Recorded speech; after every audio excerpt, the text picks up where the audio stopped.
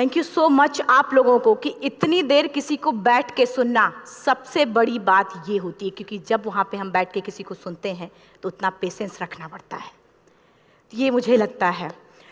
और एक्चुअली मैं 26 साल की हूँ।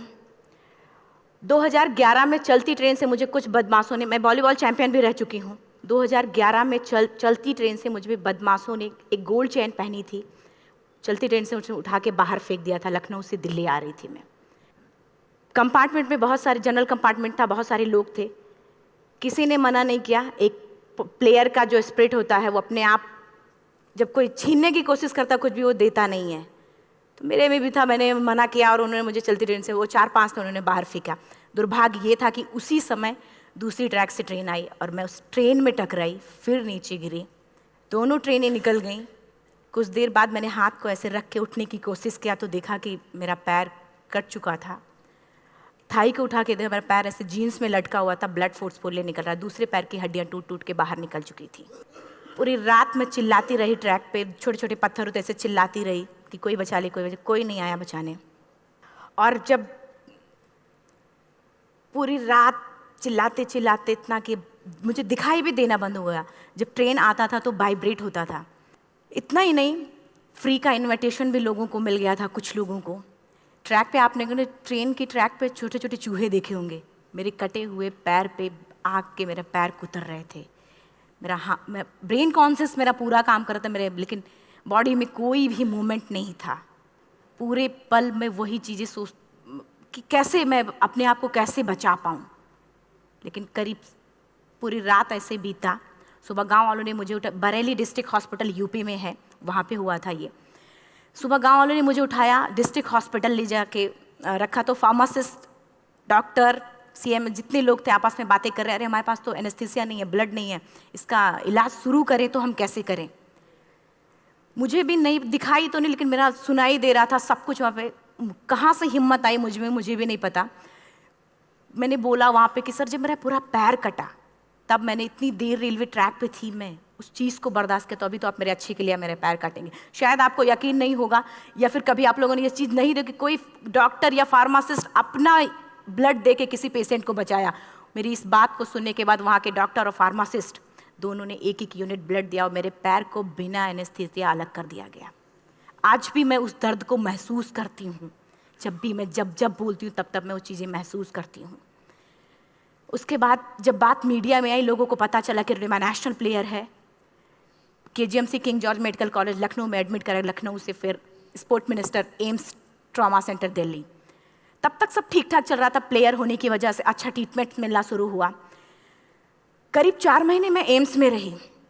एम्स में रहने के बाद जब मैं थोड़ा ठीक हुई, करीब 25 दिन बाद जब ठीक हुई, न्यूज़पेपर में गोल गोल लिख के आ रहे कि अरुणिमा के पास टिकट नहीं था, अरुणिमा ट्रेन से कूद गई। उसका खंडन किया घर वालों ने, फिर बोला कि अरुणिमा सुसाइड करने गई थी।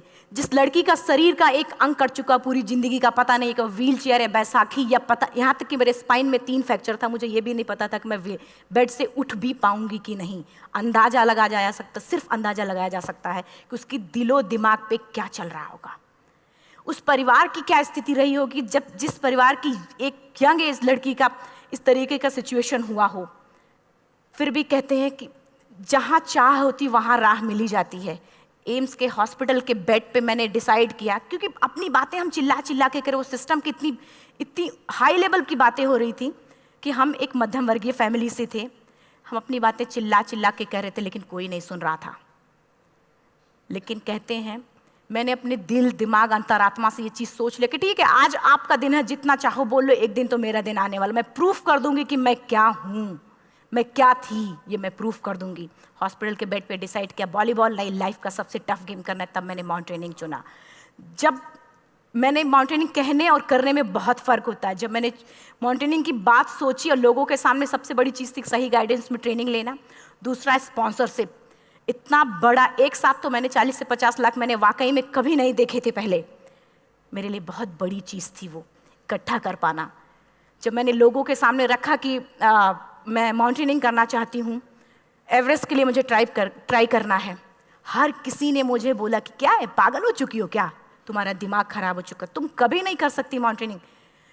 एक पैर आर्टिफिशियल है, दूसरे में रॉड है, और तुम्हारा दिमाग खराब है, स्पाइन में भी फ्रैक्चर है, तुम पागल होगे, चुपचाप कोई नौकरी करो, जीवन यापन करो। क्योंकि लोगों का सबसे बड़ा प्रॉब्लम ये होता, लोग फिजिकल देखते, पैरों को मेरी अंतरात्मा में क्या चल रहा था वो तो किसी को पता ही नहीं था। मुझे लगता है कि आज यहाँ पे मैं भी सुबह से देख रही हूँ, इतने अच्छी अच्छी चीज़ें मैंने सीखी यहाँ पे। बहुत बड़े बड़े स्पीकर को शायद आप लोगों ने भी सुना, आज मैं भी आपको यहाँ पे कि चाहे जितना मोटिवेट करूँ, चाहे जितना चीज़ें मैं बताऊँ, लेकिन मुझे लगता है सबसे बड़ा मोटिवेटर कौन होता, आप खुद। जिस दिन किसी भी लक्ष्य के प्रति आपकी अंतरात्मा जाग गई, आपको कोई नहीं रोक सकता उस लक्ष्य को पाने में। ये मैं किताब से बातें नहीं बोल रही हूँ, ये मैं एक एक पल मैंने मैं कोई भी किताब की बातें नहीं, एक एक पल आज जो मेरा 26 साल का एक्सपीरियंस है वो मैं बता रही हूँ सिर्फ आपको। उसके बाद किसी तरीके से मैनेज किया मैंने। भाई साहब, मेरा परिवार मेरा बैकबोन था। परिवार ने मुझे, भाई साहब ने मुझे कहा कि मैडम बछेंद्री पाल जिन्होंने 1984 में एवरेस्ट समिट किया, उनसे मिलते हैं, वो ज़रूर कुछ ना कुछ करेंगे। हॉस्पिटल से निकलने के बाद मेरे राइट लेग में स्टिचेस लगी थी। मैंने डायरेक्टली घर जाने की बजाय, जब लोग ये सोचते हैं कि मुझे अपना जीवन यापन कैसे करना है, जब लोग ये सोचते हैं कि मुझे अपनी ज़िंदगी के मेरे दिमाग में सिर्फ 2 चीज़ें चल रही थी, मुझे इनका जवाब कैसे देना है और एवरेस्ट समिट कैसे करना है।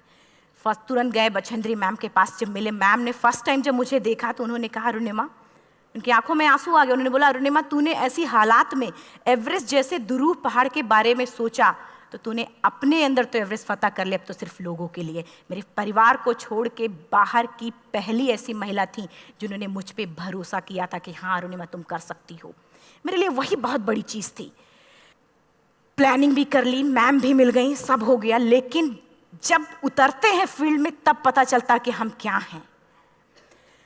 रोड हेड से मैं पहुंच गई। मैडम ने कहा कि ठीक है, तुम्हारे कहने, तुम्हारे सोचने से कुछ नहीं होगा अरुणिमा, प्रूफ करो कि कर सकती हो। मैंने कहा बस एक मौका चाहिए मुझे। वाकई में जब मैं माउंटेन में पहुंची, रोड हेड से बेस कैंप लोगों को 2 मिनट लगता था, मुझे 3-3 घंटे लगते थे, क्योंकि मेरे राइट लेग की हड्डियां भी नहीं जुड़ी थी। लेफ्ट मेरा आर्टिफिशियल लग चुका था, लेकिन स्टंप एकदम रेड, उसका मतलब घाव एकदम नए थे। मैं अगर पैर रखती थी तो मेरे पैर से जोर से अगर दबा देती थी तो पैर से मेरे ब्लड आने लगता था। सारे लोग नॉर्मल थे वहाँ पे। हर कोई ये बोलता कि एक पीक के लिए जाते थे तो हर कोई मुझे ये बोलता कि अरुणिमा, तुम धीरे धीरे आओ। मेरे दिमाग में हर बार यही बात चलती थी कि क्या है, मैंने एवरेस्ट का प्लान किया, मैं इनके बराबर भी नहीं चल पा रही हूँ। खुद से संकल्प लिया कि कोई बात नहीं, एक दिन ऐसा आएगा कि मैं इनसे पहले जाऊँगी।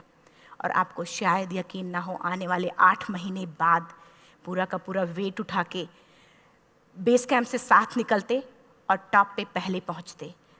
ऐसे करके देखते थे कि अरे ये लोग तो पीछे। खुशी होती थी। उससे भी ज़्यादा मुझे खुशी तब होना शुरू हुआ जब वो सारे लोग आके मुझसे ये पूछते, मैडम खाते क्या हो, बता दो, पैर नहीं है फिर भी कैसे चलते हो। उसके बाद पूरा मुझे स्पॉन्सरशिप मिला। मैं जब एवरेस्ट के लिए गई, मेरे लिए सबसे बड़ा, एवरेस्ट की जर्नी में मेरे सबसे बड़ा चैलेंज यही था कि दूसरे को समझा पाना। मैं नहीं समझा पाती कि भाई मैं कर सकती हूँ। जब मैं एवरेस्ट के लिए, शेरपा होता, शेरपा को जब ये बात पता चला कि मेरा प्रोस्थेटिक लेग है, आर्टिफिशियल लेग है, दूसरे में रॉड, बोला नहीं ले जा सकता, इसकी वजह से तो मेरी भी जान जाएगी। मैडम ने, हमने सबने कन्विंस किया किसी तरीके से। मन वाकई में जो टीवी में हम और उसमें फोटोज़ में देखते हैं, ब्लू और ग्रीन आइस, हिला देने वाला होता। जितना सुंदर दिखता उतना ही हिला देने वाला होता। जब मैं हमारे ग्रुप में 6 लोग थे, रॉकी एरिया तक मैं सबसे पहले थी, लेकिन जैसे ही मैं ग्रीन और ब्लू आइस में गई, मेरा आर्टिफिशियल लेग स्लिप कर जाता था। फ्रंट पॉइंटिंग से, जब मैं फ्रंट क्रैम्पोन से फ्रंट पॉइंटिंग मारती थी, लेफ्ट से पेन होता था तब भी करते, लेकिन आर्टिफिशियल जैसे फ्रंट पॉइंटिंग मूव हो जाता, मेरा पैर ही मूव हो जाता था। शेरपा मुझे बोला नहीं हो सकता अरुणिमा, ज़बरदस्ती मत करो। मैंने कहा कुछ नहीं, ये मेरा पैर है, मैं जानती हूँ कैसे चलेगा। फाइनली 1, 2 बार, 3 बार करने, 4 बार, 5 बार होल हो जाता था। आइस थोड़ा टूट के निकलता था तो मैं वहाँ पैर रख के जाती थी। कैंप 3 तक ठीक था, प्रॉपर एक्लेमेटाइज किया अपने आप। कैंप 3 तक जनरली गए। बात जब कैंप 3 के ऊपर की होती है, साउथ कोल समिट, अच्छे माउंटेनियर, अच्छे दिलेर के हौसले धरे के धरे तब रह जाते हैं जब अपनी आंखों के सामने किसी को मरता देखता है, और दिमाग में बात, जब जिसको डिसीजन मेकिंग, और जब दिमाग में बातें जब ये आने लगती हैं कि अरे जिस चीज़ के लिए हम जा रहे हैं उसी चीज़ के लिए आदमी मर रहा है, इसी चीज़ के लोग लिए मर चुके हैं। रात में क्लाइंबिंग, ज़्यादा से ज़्यादा माउंटेनिंग रात में की जाती है क्योंकि वेदर शांत होता है। जब मैं रात में निकली साउथ कोल से, कैंप 4 से, मेरी हेडलाइट जिधर ही हेडलाइट जा रही थी उधर ही डेड बॉडीज़ मुझे नज़र आ रही थी। मेरे रोंगटे खड़े हो रहे थे, मुझे समझ में नहीं आ रहा था कि मैं करूं तो क्या करूं। इतना ही नहीं, मैं जिस रोप में थी उसी रोप में जब मैं आगे जा रही हूँ और एक बांग्लादेशी, उनका हाथ हल्का हल्का ऐसे हिल रहा, मुंह से आवाज़ आ रही थी। मैं एक्सप्लेन नहीं कर सकती मुझे कितना डर लग रहा था। बार बार ये बार बार मन में आती, इसका ऑक्सीजन खत्म हुआ है, ये मर चुका है लास्ट सिचुएशन में, और हम कुछ नहीं कर पा रहे हैं, क्या करें। उसके बाद मैंने 10 से 15 मिनट सिर्फ मैं वहाँ खड़ी रही। मैंने सिर्फ इतना बोला कि अगर आप सभी में से सभी ने एवरेस्ट सबमिट कर लिया तब तो ठीक है, अगर नहीं सबमिट किया है मैं सबके लिए एवरेस्ट सबमिट करूँगी और जिंदा वापस जाऊँगी। क्योंकि जैसा हम सोचते हैं हमारी बॉडी उसी तरीके से जनरेट करना शुरू करती है। मैंने डेड बॉडी, क्योंकि जा ही नहीं सकते थे किनारे से, उसी रोप में वो एंकर है, डेड बॉडी को लांगी और लांग के जाना शुरू किया। हिलेरी स्टेप साउथ समिट के करीब जब मैं खुद पहुंची, मेरे शेरपा ने एक जोर से झटका मुझे दिया कि अरुणिमा वापस चलो, तुम्हारा ऑक्सीजन खत्म हो रहा है। हिलेरी स्टेप के बाद एवरेस्ट समिट है, थोड़ा चलने के बाद एवरेस्ट समिट है। अगर कोई आपसे ये बोले, आप अपने टारगेट के इतने करीब हो, अगर कोई आपसे ये बोले कि अरुणिमा वापस चलो, कैसा लगता है? मैंने भी यही बोला, सर क्या बोल रहे हो आप, मैं नहीं जाऊंगी वापस। बोला अरुणिमा जिंदगी रही, दोबारा ट्राई करना और एवरेस्ट समिट हो जाएगा दोबारा तुम्हारा। मैंने कहा नहीं, ये आप जिंदगी में गोल्ड चांस बार बार नहीं आते, लाइफ में कभी कभी आता है, ये आपके ऊपर आता, आप उसको पकड़ के रखते हो या फिर छोड़ देते हो। मैं अपना गोल्ड चांस कभी नहीं, क्योंकि मैं जानती थी मुझे स्पॉन्सरशिप बहुत मुश्किल से मिला, एक बार अगर मैं छोड़ देती दोबारा मुझे कभी नहीं मिलता। मैं बहुत अच्छी तरीके से जानती थी। मेरा फाइनली मुझे बछेंद्री मैम ने भी एक बार बात समझाई थी, मेरी माँ ने मुझे एक बात बताया था कि लाइफ में कभी कभी सिचुएशन ऐसी आती है जब सिर्फ आप अकेले होते हो, डिसीजन सिर्फ आपको लेना होता है।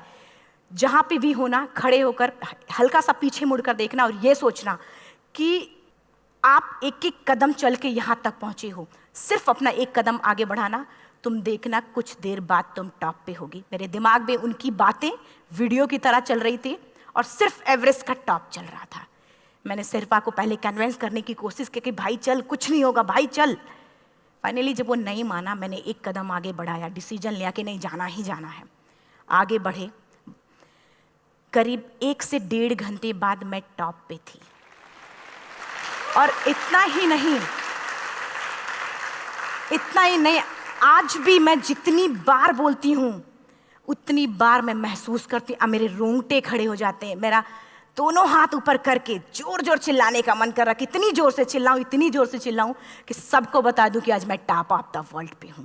उन लोगों को बता दूं जो लोग ये सोचते हैं, लड़की, दूसरे विकलांग, तीसरे मिडिल क्लास में, जो लोग एक बार हार के फिर दोबारा लड़ना नहीं चाहते, जो लोग हारने के बाद सोचते हैं कि हम दोबारा कुछ कर नहीं सकते, उन लोगों को मैं चिल्ला चिल्ला के टॉप से बताना चाहती थी कि नहीं, आप सब कुछ कर सकते हो, सिर्फ एक सोच की विकलांगता, हैंडीकैप आदमी यहाँ से होता है, यहाँ से नहीं। अगर यहाँ से जो आदमी विकलांग है तो नॉर्मल आदमी भी विकलांग है, जो अगर यहाँ से विकलांग है। चिल्ला चिल्ला के मैं बताना चाहती थी। मैंने शेरपा से कहा कि आप एक फ़ोटो खींच लो, क्योंकि सारे लोग फ़ोटो, अपना नेशनल फ्लैग का जो वैल्यू होती है ना, वो जब हम कहीं बाहर होते हैं तो पता चलता है। मुझे भी बहुत खुशी हो रही थी, फ्लैग को हग किया और बोला फ़ोटो खींचो। बोला पागल हो गई है, तेरा ऑक्सीजन कभी भी ख़त्म हो जाएगा, नीचे चल। नहीं, फ़ोटो खींच लो। फ़ोटो खींचा उसने। वो तो अगली बार इतना तेज गुस्सा हुआ, मैंने उसको बोला कि भाई वीडियो भी बना ले। 8848 की हाइट पे ऑक्सीजन खत्म हो रहा है, आज हम भी हंस रहे हैं आप लोगों के साथ क्योंकि यहाँ पूरा ऑक्सीजन है। और 8848 की हाइट पे जब मुझे शेरपा, कोई भी शेरपा को बोलेगा भाई वीडियो बना, तो परेशान हो जाएगा, पागल हो चुकी, कि तुम मर जाए, यहाँ मैं जा रहा हूँ नीचे। मैंने कहा नहीं, कुछ नहीं होगा, आप बनाओ वीडियो। किसी तरीके से मैं 4-5 पेयर बैटरी रख के लेके गई कि डिस्पोजल कैमरा, एक अलग कैमरा, कि मतलब एक नहीं काम करेगा तो दूसरा करेगा, प्रॉपर प्लानिंग से। शायद आप लोग भी सोचो कि वाकई में लड़की को इतना बड़ा रिस्क लेने की क्या जरूरत थी, कि जिंदगी कभी भी जा सकती थी इसकी। लेकिन मैंने वो रिस्क लिया क्यों? क्योंकि मैं चाहती थी, कहीं ना कहीं से मेरे भी दिमाग में ये बात आ चुका था कि मैं जिंदा वापस ना जाऊं।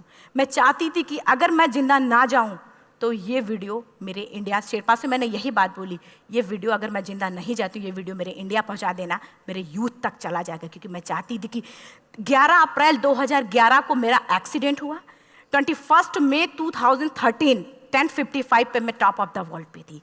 ऑलमोस्ट 1 से 2 साल के अंदर कैसे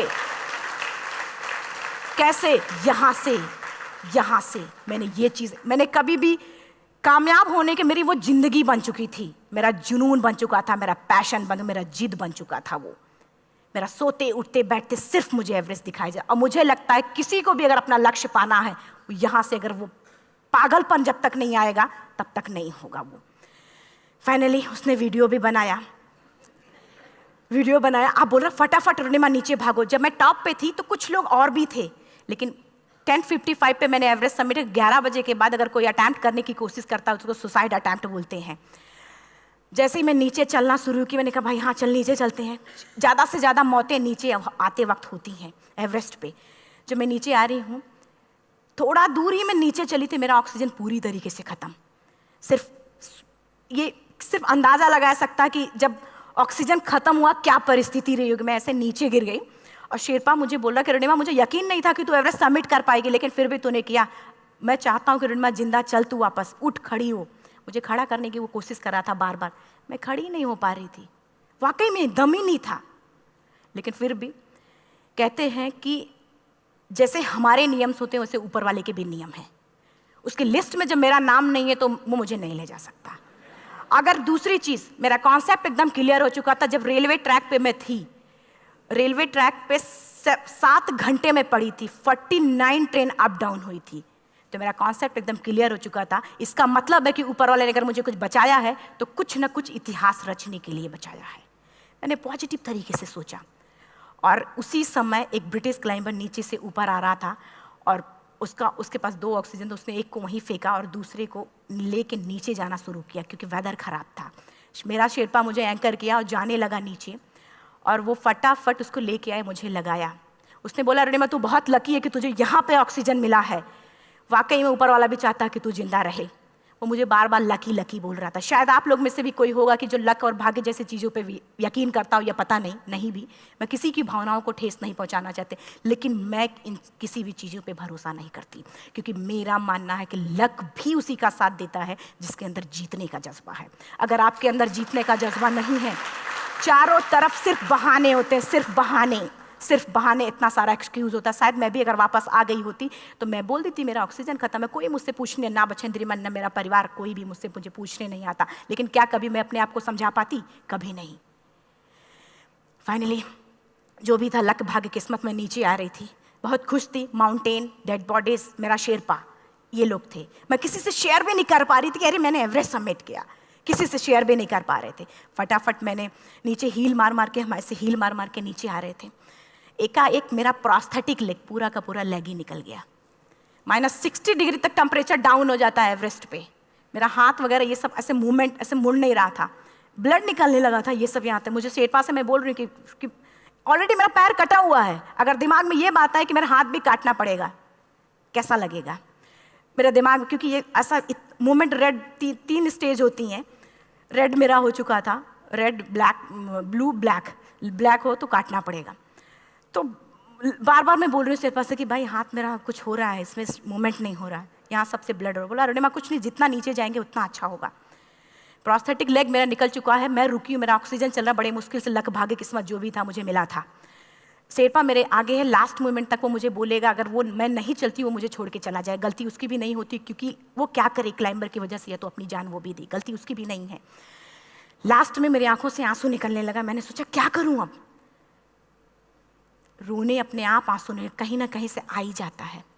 दूसरे पल मुझे समझ में आ गया कि रोने धोने से कुछ नहीं होगा। मैंने आंसू को पोंछा और रोप, जो मेरी रोप थी, रोप को पकड़ा, दूसरे हाथ से आर्टिफिशियल लेग को, पैर को घसीट के चलना शुरू हो गया, क्योंकि मेरे पास यही था। ये तो दूसरा था, गिव अप कर दो ही चीज़ थी। पैर को घसीट चलना शुरू हुआ। कुछ दूर नीचे चलने के आने के बाद रॉक था, उसमें घुसे, पैर को खोला, सही किया, फिर नीचे चलना। Camp 4 to summit to camp 4 3500 feet है, और इसमें टोटल जनरली लोग 16 से 17 घंटे में सबमिट कर लेते हैं। मुझे टोटल 28 घंटे लगे थे। हर माउंटेनियर, चाहे बाहर का या फिर इंडिया का, हर किसी ने ये मान लिया था कि अरुणिमा जिंदा वापस नहीं आएंगी। हर किसी ने ये चीज़ मान लिया था। लेकिन मुझे लगता, जब मैं वापस साउथ पोल पहुंची, जब मैं टेंट का जिप खोला, मैंने हर किसी ने कहा कि अरे तू यहाँ है, हम तो सब सोच लिए थे तू चली गई। हर किसी ने ये बोला था। फिर सब खुशी मना रहे थे हम सब। देखिए, ये सब बताने का मेरा सिर्फ एक मकसद था कि सब कुछ हम में है, हम जैसा चाहें वैसा कर सकते हैं। ऑलरेडी टाइम हो चुका है। मैं एक चार लाइन की पंक्ति सिर्फ बोलूँगी। मैं एक्चुअली, मेरा एम है कि मैं वर्ल्ड के जो कॉन्टिनेंट हैं, कॉन्टिनेंट के हाईएस्ट पीक समिट करूं। एशिया का एवरेस्ट हो चुका है, अफ्रीका के किलिमंजारो हो चुका है, यूरोप का एल्ब्रूस हो चुका है। 23 नवंबर को मैं जा रही हूँ ऑस्ट्रेलिया हाईएस्ट पीक के लिए। बस आप लोगों की गुड विशेस चाहिए। और 4 लाइन, अभी तो इस बाज की असली उड़ान बाकी है, अभी तो इस बाज की असली उड़ान बाकी है, अभी तो इस परिंदे का इम्तहान बाकी है, अभी अभी मैंने लांघा है समुद्रों को, अभी तो पूरा आसमान बाकी है। Thank you so much. Thank you.